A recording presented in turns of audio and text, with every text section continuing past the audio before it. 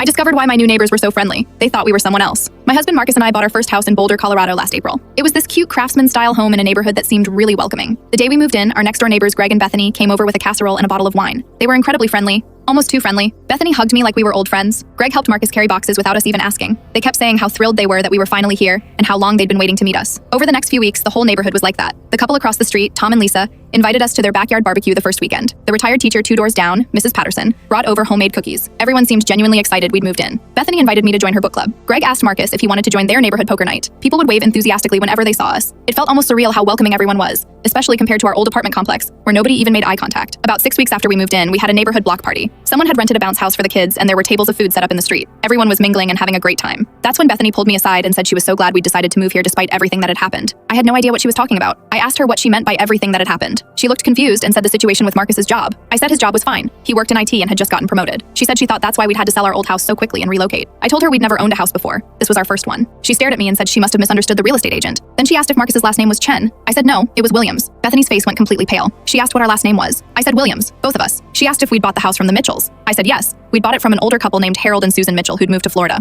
Bethany grabbed her husband and pulled him over. She asked him what the name was of the couple who were supposed to move into the Mitchell house. He checked his phone and said David and Jennifer Chen. They were supposed to have moved in back in March, but their financing had fallen through at the last minute. Apparently the whole neighborhood had been preparing to welcome the Chens. Greg and Bethany had exchanged emails with Jennifer Chen for months. The Chens had 2 young kids and a golden retriever. Jennifer was a pediatric nurse, and David worked for a tech startup. The whole neighborhood had been excited about them joining the community, especially because there weren't many young families on the block. When the Chen deal fell through, our offer was accepted within a week. We closed fast because we'd already been pre-approved for financing. The neighbors had just assumed we were the Chens finally arriving. Bethany was mortified. She apologized profusely and said she felt like an idiot. I asked why she'd never mentioned any of those specific details that would have made it obvious we weren't the right people. She said she'd just been so excited to have new neighbors that she hadn't really paid attention. I asked Marcus about it when we got home. He said Greg had made several comments over the past few weeks about tech startups and coding that hadn't made any sense. Marcus worked in IT support, not software development, so he just assumed Greg was making conversation. The next day, Bethany came over to apologize again. She brought the email chain she'd had with Jennifer Chen and showed me how they'd been planning various welcome activities. There were discussions about playdates for kids, recommendations for pediatricians, even plans for the golden retriever to play with Bethany's dog. I started laughing because the whole situation was absurd. We had a cat, no kids, and neither of us had ever worked in pediatric nursing or tech startups. Bethany started laughing too and admitted she'd been wondering why we never mentioned our children or dog. Over the next week, it became clear that several neighbors had been operating under the same assumption. Tom and Lisa had been planning to introduce us to their kids who were supposedly the same ages as ours. Mrs. Patterson had bought children's books as a welcome gift but had held on to them waiting for the right moment. The friendliness dropped off significantly after everyone realized we weren't the Chens. Not in a hostile way, just back to normal neighbor levels. No more casseroles or enthusiastic waves. Bethany stopped inviting me to book club. Greg and Marcus still chatted occasionally, but the invitation to poker night never came up again. About 3 months later, a family moved into the house on the corner. The neighborhood welcome committee immediately activated. I watched from my window as Greg and Bethany rushed over with a casserole. I couldn't help but laugh. Marcus said he felt a bit rejected,